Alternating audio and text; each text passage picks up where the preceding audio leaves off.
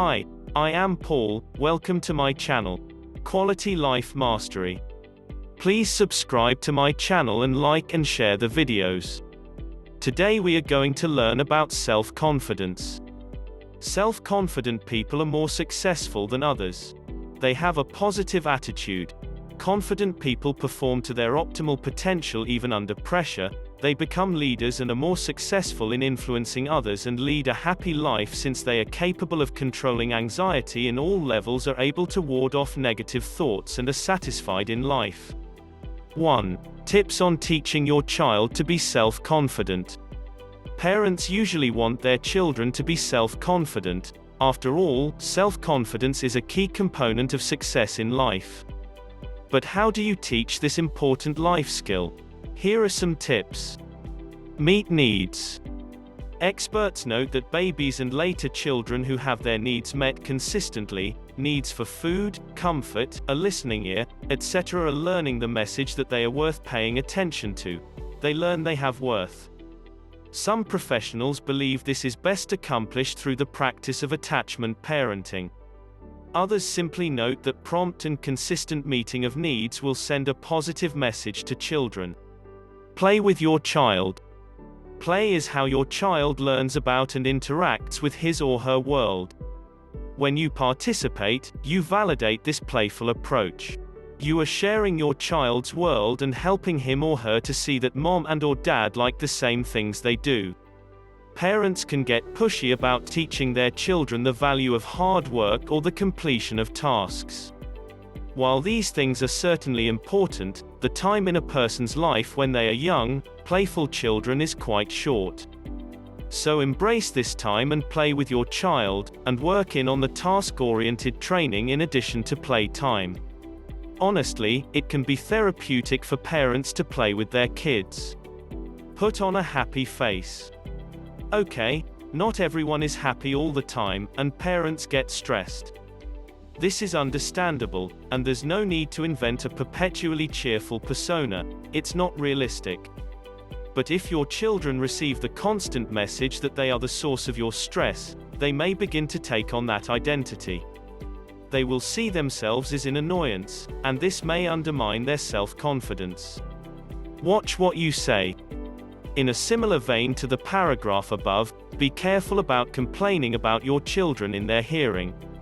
Yes, parenting is hard, and children can try your patience. But if you need to vent to your friends about the things your child does that drive you crazy, do it at a time when your child is not present or after he or she has fallen asleep. Don't withhold yourself. If your child fails at something, and he or she will at some point, it's important not to withdraw or withhold love and attention.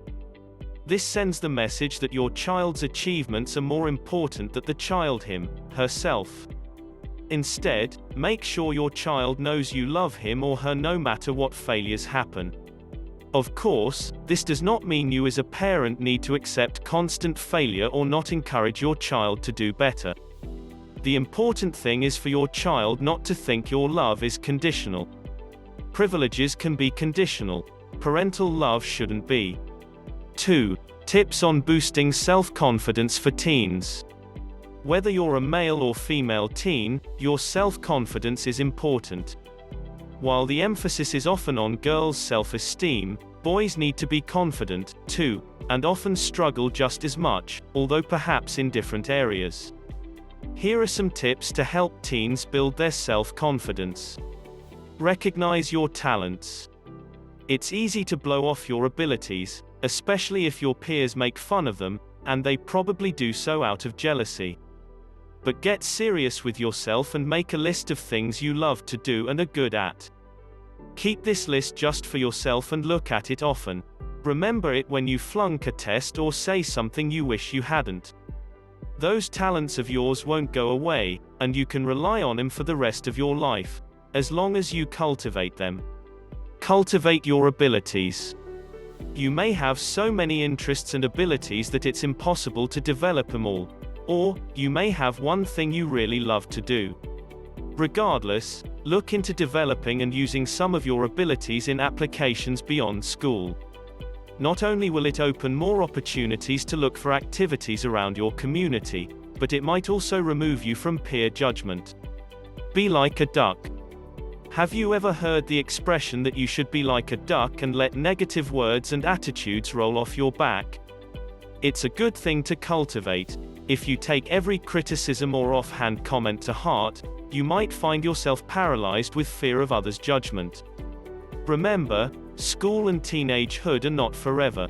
You will get out of this stage, and you shouldn't let the criticisms of others sabotage your future, which lasts a lot longer than middle and high school. Resist the urge to compare.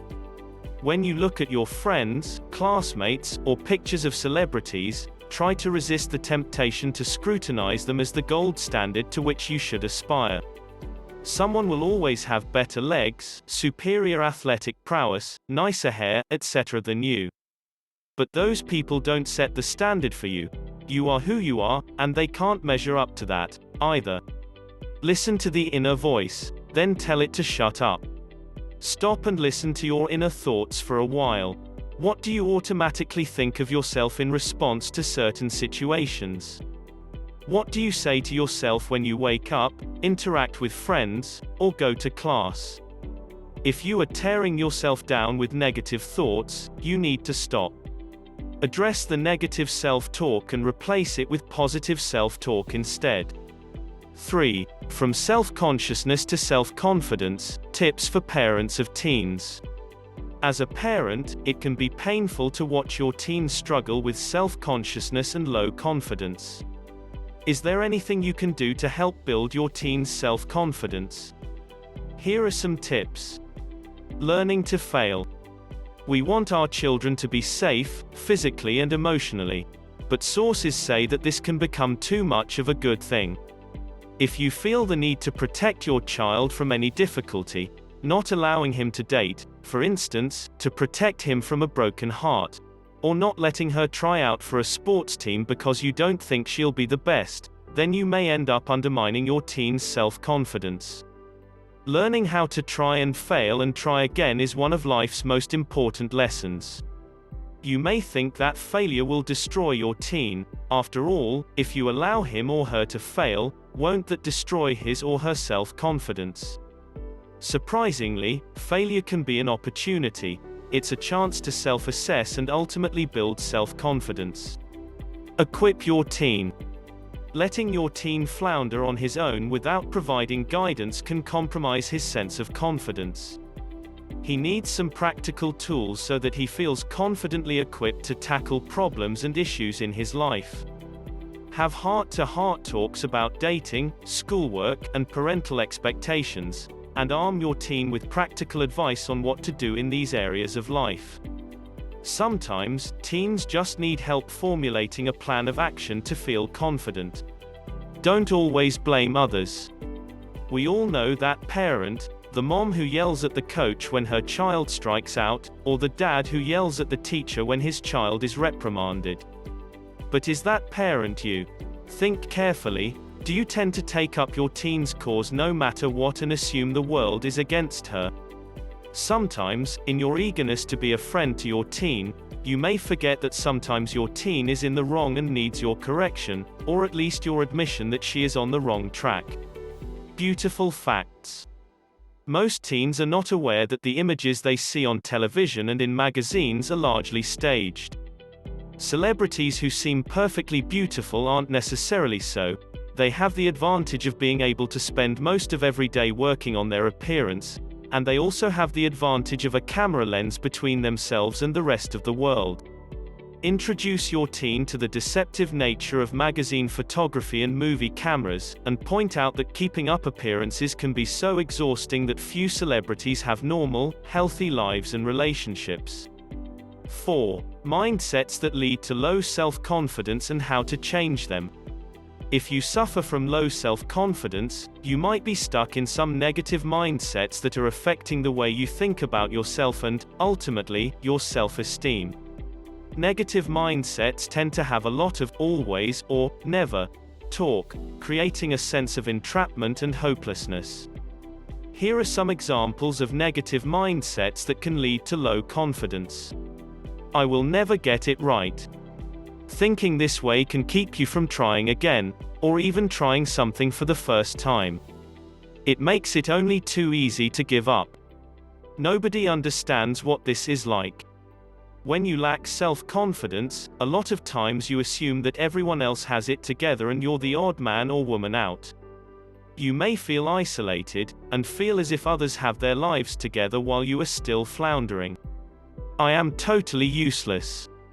When you lack confidence, you may feel like you don't have anything of value to contribute, whether it's to your workplace, relationships, or something else. I am a complete failure.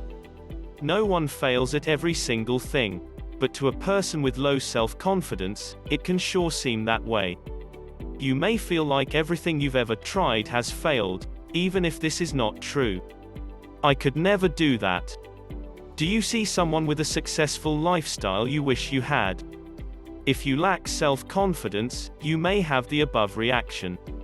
Instead of being inspired and wanting to create that lifestyle for yourself, you look at that person and get depressed, thinking you could never have what they have. How can these mindsets be overcome? In order to overcome these destructive mindsets that lead to low confidence, it's necessary to reprogram your thought processes. You will need to pay attention to your negative self-talk and immediately change it to something positive. For example, instead of, "I will never get it right," you could stop that thought in its tracks and think instead, "I have trouble with this, but if I keep trying and seek out the right help, I know I can succeed." Rather than, "I could never do that," think, "I would love to do that. There's no reason why I can't have that lifestyle if I work at it." You may need therapy and/or counseling to overcome these mindsets. But like everything else in life, you can do it if you set realistic goals and have confidence in yourself. 5. Tips to help overcome shyness and social awkwardness. Feeling shy or awkward in certain situations is understandable. Don't we all have a little nervousness before we go talk to that guy or girl, or get sweaty palms before giving a speech? For some, though, shyness and social awkwardness may not be circumstantial, but constant. This can be very frustrating and hard to overcome, but there are some things you can do to help overcome your shyness and approach people in social situations. Here are some tips. Learn to laugh. There's something about laughter that makes everyone feel more comfortable. This is why icebreaker activities at parties are often designed to get the participants laughing. So don't be afraid to laugh at someone's jokes, or learn a few funny lines yourself, not canned, pick-up lines, but clever observations or comments. Force yourself to stay. Sometimes, shy people feel so uncomfortable in a social situation that they just want it to end. They just want to get away. Consciously resist this impulse. Tell yourself to stand your ground, stay put, and interact. Remember, the other person is not going to breathe fire. He or she just wants to have a conversation and get to know you. Learn to be comfortable with silence. Social situations can feel especially awkward if you are uncomfortable with mutual silence. This may trigger shy people to babble to fill the silence, which then makes them feel even more awkward because they feel like what they're saying is silly or nonsensical. So be cool, some silence between people is okay. In fact, it helps give the other person a chance to think before he or she speaks. The person you're speaking with will appreciate this. Stretch. Just like physical stretching, socially and psychologically stretching can be somewhat uncomfortable, even painful. But also like physical stretching, it's necessary. If your first instinct is to say no, when someone asks you to do something, stop and think first. Tell the person you will get back to him or her if you aren't sure. This will give you some time to pluck up your courage and say, yes. When to seek a professional. There is a point when simple shyness and social awkwardness may be an actual disorder. Social anxiety disorder and social phobia are real disorders that may need the help of a professional. The difference between shyness and these disorders is how much it affects your life. For example, if you are so shy and embarrassed by just the thought of having to introduce yourself to others or attend a party that you go to great lengths to avoid the situation, it might be a social disorder. When it's social anxiety or phobia, you have trouble living a normal and productive life due to your social fears. 6. Build confidence in interpersonal relationships. Top tips. For some people, self-confidence with regard to personal relationships is challenging. You may find that you have confidence in many other areas of your life, your business, talents, and so forth, but lack the confidence to have successful personal relationships. For some, this is due to past experiences, once bitten, twice shy, so to speak. For others, it just seems to be how they're wired. They just can't be the social butterfly they wish they could be. If any of this describes you, read on for some tips and suggestions that may help. Recognize you're not alone. Pretending like you don't have trouble with confidence is not going to help. You'd be surprised at how many people who seem naturally born confident actually took time and effort to learn the art of self-confidence in their relationships. If there weren't a growing number of people in need of self-confidence, there wouldn't be a growing field of confidence coaches and life coaches to help. Consider coaching. You might consider becoming a client of a confidence or life coach. These coaches specialize in helping people realize their potential, both professionally and personally. There's no shame in seeking advice, whether from a friend or a professional. Your contribution. If you feel insecure when you think of your interpersonal relationships, or when you think of starting one, it might help to remember that you have something of value to contribute to that relationship. Lack of confidence may stem from a sense that relationships are only about you pleasing the other person, or getting him or her to like you. However, it's important to realize that you have something to contribute to the relationship which will benefit the other person, you. Flaws happen. Remember that both you and the person with whom you are in a relationship have flaws. Everyone does. People who lack confidence in relationships tend to walk on eggshells, afraid they will say or do something to cause the other person to turn against them. But truthfully, someone who really likes or loves you is not going to ditch you just because you said one off-color thing or made one mistake. And if they do, you didn't need them to begin with. Silence the negative inner voice. First, you have to recognize it. Listen for a few days to your inner voice. What's it saying? Do you hear, "You're not good enough, no one would ever put up with you," or, "I just can't go over and talk to him, her"? Once you begin to hear these thoughts, it's time to take action and change them. Often, such negative self-talk is a habit and you don't even realize you're doing it. You have to forge new habits of positive self-talk instead. Remember that you have something to contribute to a relationship and the right person will be glad to have you as an addition to his or her life. 7. Steps to self-confidence. Building confidence is a necessary exercise for many of us. If self-confidence does not come naturally, building it up takes deliberate, conscious effort. While no step-by-step program is perfect, following are some steps that may help you build up your sense of confidence. Goals. Write them down. Make a list of your goals, long and short term, and then below each goal write the steps it will take to get there. For example, if one of your goals is to launch a website to earn money, your list might look like this. Launch website. O reserve domain. O set up hosting. O contact web designer and discuss layout. O write a short ebook as a promotional giveaway. O write content and newsletters for site to cover several months after launch. Whether it's relationships, business ventures, or self-improvement, writing your goals and the necessary steps can make those goals much less formidable and much more doable. That alone helps you feel more confident in moving forward. Stop comparing. While it's good to have aspirations towards self-improvement, constantly comparing yourself to the best of the best in your realm can get discouraging.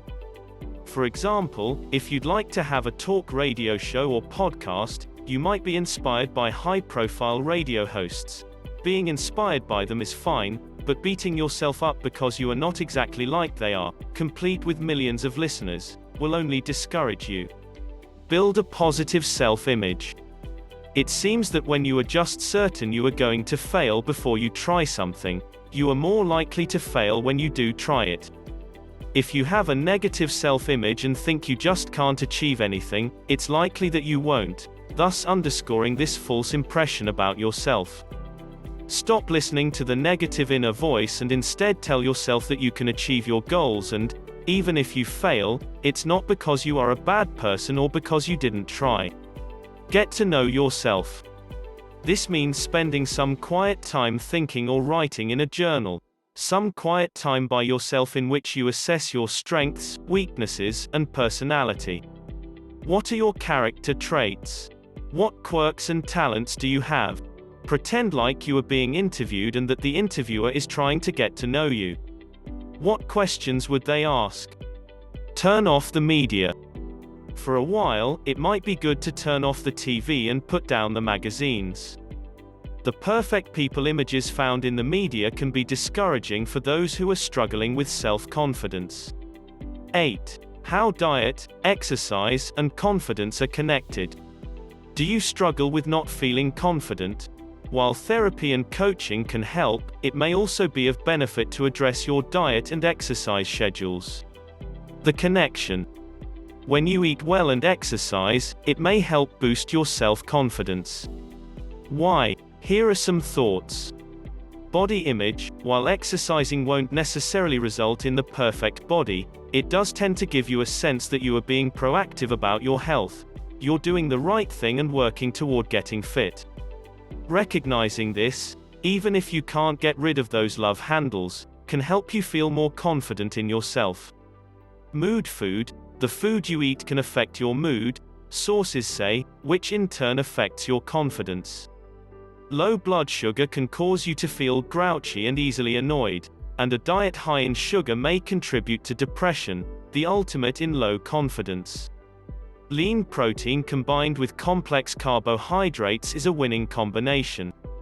Endorphins. Exercise stimulates your body to produce endorphins, which are brain chemicals that help you feel good. These substances play a role in relieving depression and improving mood. Energy level. If you're struggling with self-confidence, feeling sluggish doesn't help. Exercise and a healthy diet are key elements to feeling energetic and, ultimately, confident. Vitamins and minerals. Your confidence is affected by how you look and feel, and getting the right vitamins and minerals is important for things like teeth, skin, and hair. When these aspects of your appearance are healthy and at their optimum, it helps you feel better about yourself. Specifically, some vitamins and minerals are directly implicated in improving mood and, consequently, confidence. These include B-complex vitamins and vitamin D. In fact, fat-soluble vitamin D is sometimes used by medical professionals to treat seasonal affective disorder, SAD. When you are getting the right amount of key vitamins and minerals, you are much more likely to feel confident in yourself. Productivity. When your energy and confidence levels are up due to exercise and diet, you are much more likely to be more productive in work, school, and relationships. And this becomes a positive cycle. Increased productivity boosts your confidence even more. Positive effects. If you begin to exercise and eat healthfully, you may find yourself looking better. You may experience weight loss, better muscle tone, and healthier skin. Looking in the mirror and liking what you see can go a long way toward boosting confidence. 9. Can hypnosis help boost confidence and self-esteem? As an alternative approach, hypnosis is gaining credibility as an effective way to manage low self-esteem and low confidence. A real problem. It's tempting to disregard the whole subject and notion of self-esteem and confidence. Seeking treatment for something so trivial may seem silly. But in actuality, low self-esteem and lack of confidence can greatly inhibit your life. For example, Lack of confidence puts self-doubt and fear in charge, and those can paralyze you in your efforts towards success. People with low self-esteem may end up in destructive relationships, thinking they are not worth anyone who treats them well. Without confidence, business ventures may not even be tried and financial success remains elusive. Low confidence can greatly inhibit the development of your talents and abilities. For some people, lack of self-confidence and self-esteem go so far as to produce feelings of depression and even suicide. As you can see, low self-esteem and lack of confidence are not just modern psychobabble. People who struggle with these issues often need help. So can hypnosis do the trick? What is hypnosis? Many of us have antiquated images of hypnosis that involve swinging watches and hypnotized people doing humiliating things, such as believing they're a chicken. But hypnosis, or hypnotherapy, is different. Modern hypnotherapy is more about empowerment than deception. When you undergo hypnotherapy, you learn to enter into a state of deep relaxation, which is a helpful skill in and of itself.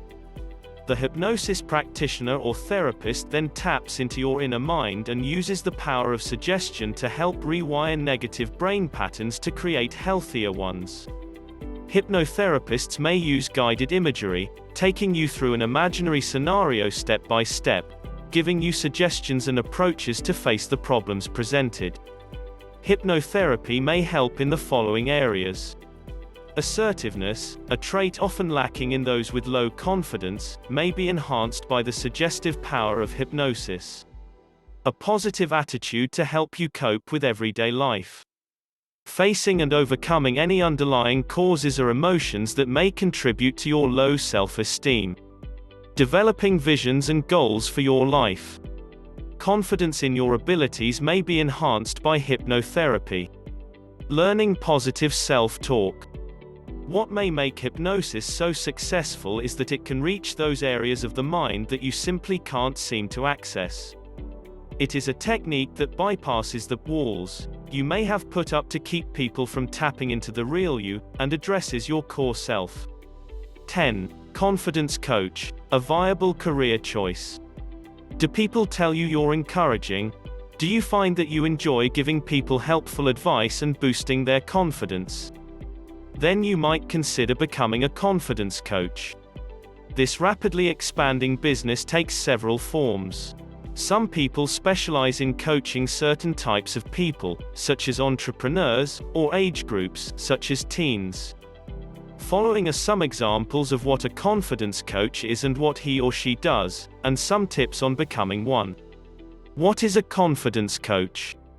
Generally speaking, a confidence coach is someone who makes a living at encouraging others and boosting their self-confidence. Confidence coaches give their clients tips on how to think positively and discover their gifts and talents, and they help their clients identify what situations cause them to lose confidence. A confidence coach then gives tips and training to his or her clients to help them overcome their low confidence. The coach helps clients to identify where they have confidence trouble, and to face that glitch and overcome it. Another thing confidence coaches may do is help clients identify goals, both short and long term. Ultimately, confidence coaches want to see their clients achieve success in life. How do confidence coaches do what they do? There are several approaches you can take as a confidence coach. For example, CDs and DVDs are a popular way for confidence coaches to reach their clients. You might produce a series of CDs or DVDs, or offer them in correlation with printed media. Online tutorials, to which clients can subscribe, are another visual medium through which confidence coaches can help their clients. E-books and written guides help confidence coaches sell their message to clients while still having a personal connection with them.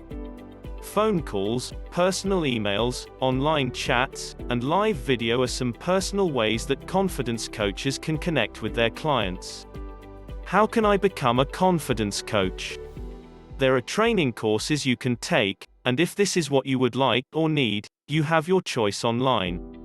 Most of these courses are offered by business people like yourself, So generally there is a fee for the course.